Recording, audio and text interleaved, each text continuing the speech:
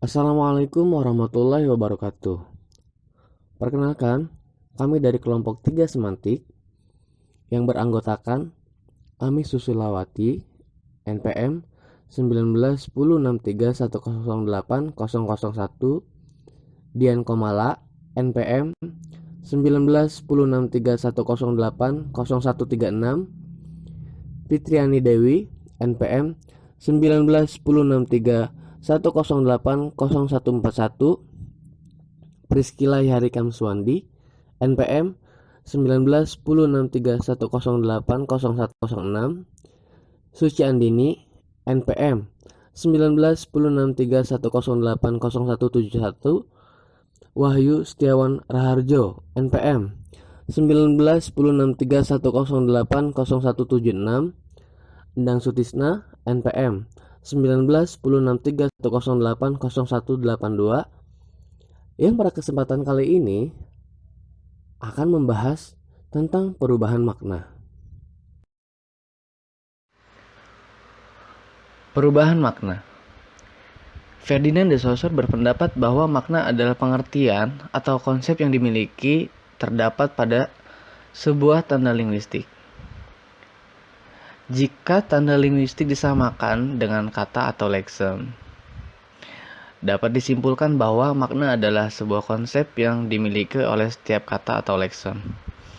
Jika tanda linguistik disamakan dengan morfem, maka dapat diartikan bahwa makna adalah konsep yang dimiliki oleh setiap morfem, baik itu morfem dasar maupun morfem afiks.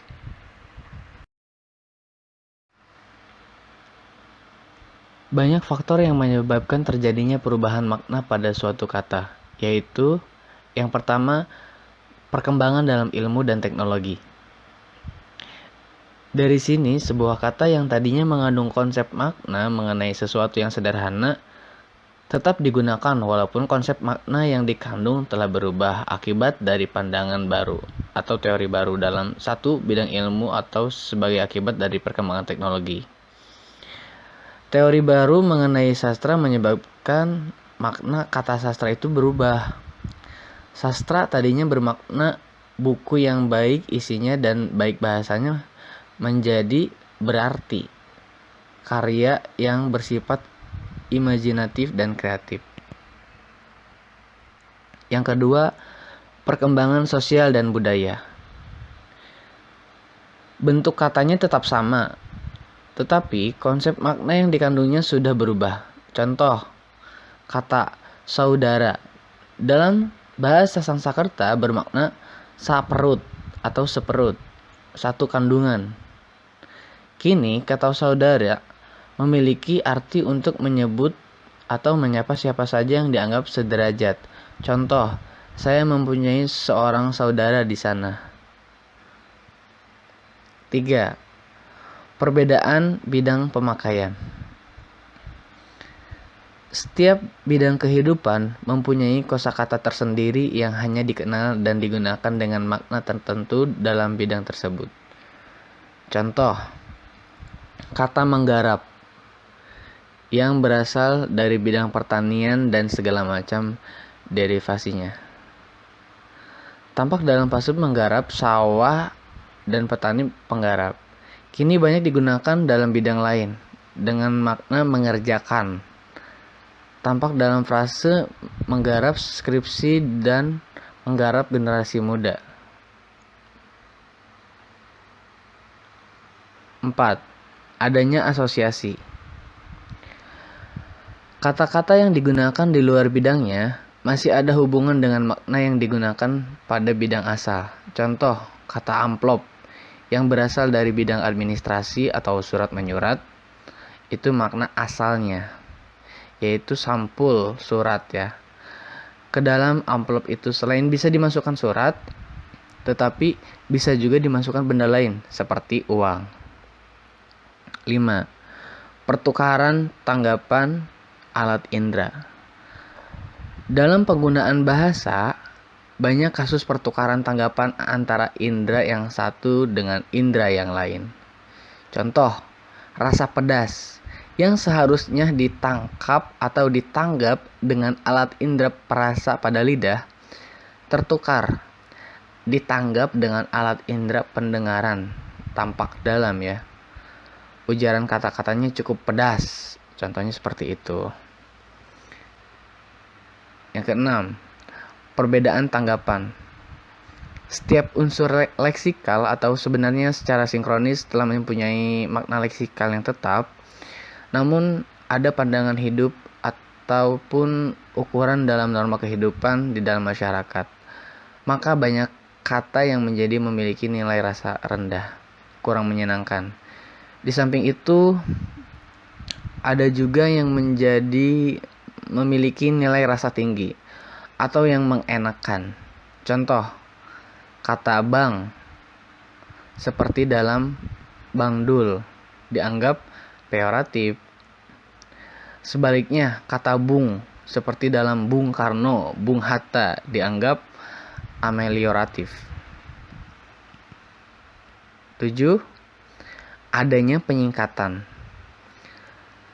Di dalam bahasa Indonesia, ada sejumlah kata yang karena sering digunakan, maka kemudian tanpa diucapkan secara keseluruhan, orang sudah mengerti maksudnya. Contohnya, kalau dikatakan ayahnya meninggal, tentu maksudnya adalah meninggal dunia. Jadi meninggal adalah bentuk singkat dari ungkapan meninggal dunia. Seperti itu. 8. Proses gramatikal. Dalam hal ini, yang terjadi sebenarnya bukan perubahan makna. Sebab bentuk kata itu sudah berubah sebagai hasil proses gramatikal. Jadi, tidak dapat dikatakan kalau dalam hal ini telah terjadi perubahan makna. Sebab yang terjadi adalah proses gramatikal dan proses gramatikal itu telah melahirkan makna-makna gramatikal. Dan yang terakhir, 9, pengembangan istilah.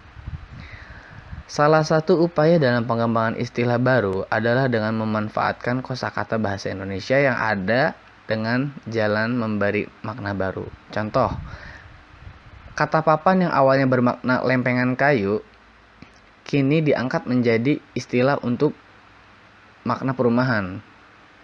Seperti itu. Proses terjadinya perubahan makna. Salah satu aspek dari perubahan bahasa adalah perubahan makna. Perubahan makna ini menjadi sasaran kajian semantik historis. Perubahan makna dapat dianggap sebagai akibat hasil proses yang disebabkan oleh hubungan sintagmatik, yaitu satuan leksikal dapat mengalami perubahan arti yang disebabkan oleh kekeliruan pemenggalan morfem-morfemnya. Kemudian persandingan yang lazim disebut kolokasi. Dan yang terakhir, penghilangan salah satu unsurnya. Kemudian 2, rumpang di dalam kosakata. Kosakata, suatu bahasa kadang-kadang kekurangan bentuk untuk mengungkapkan konsep tertentu. Penutur bahasa dapat memilih satuan leksikal yang ada, yaitu A. menyempitkan maknanya, ada lagi B. makna satuan leksikal, C. memakai metafor ataupun kiasan ya, dan D. acuan yang ada di luar bahasa. 3. Peralihan dari pengacuan yang konkret menjadi abstrak.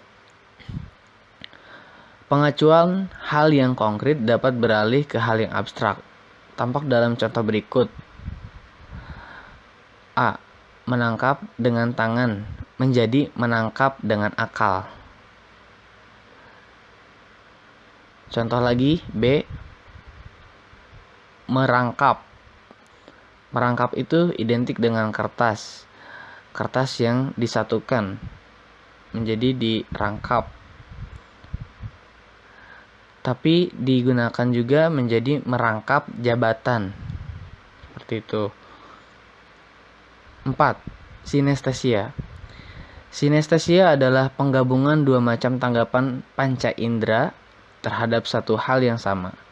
Sinestesia dapat mengakibatkan perubahan makna. Pengalaman pahit terjadi kombinasi antara pencerapan indera perasa pengalaman dan indera pengecap pahit. Yang terakhir, Penerjemahan harfiah. Salah satu akibat proses perubahan makna yang terjadi adalah adanya satuan leksikal kuno dan satuan leksikal usang.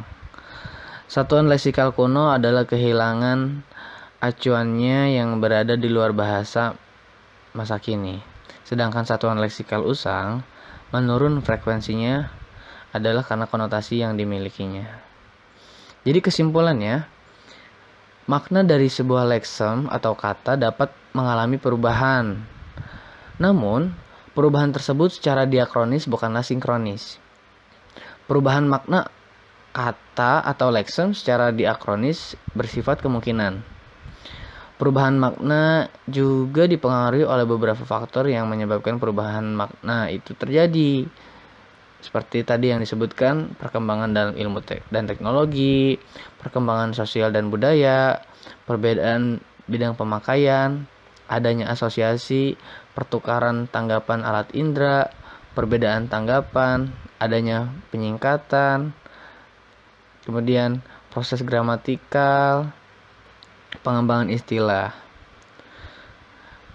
Perubahan makna juga dapat disebabkan oleh hubungan sintagmatik, rumpang di dalam kosakata, peralihan dari pengacuan yang konkret menjadi abstrak, sinestesia, dan penerjemahan harfiah. Baik, mungkin itulah pemaparan yang bisa disampaikan dari kelompok 3. Mohon maaf apabila banyak kekurangan. Terima kasih. Wabillahi taufiq wal hidayah. Wassalamualaikum warahmatullahi wabarakatuh.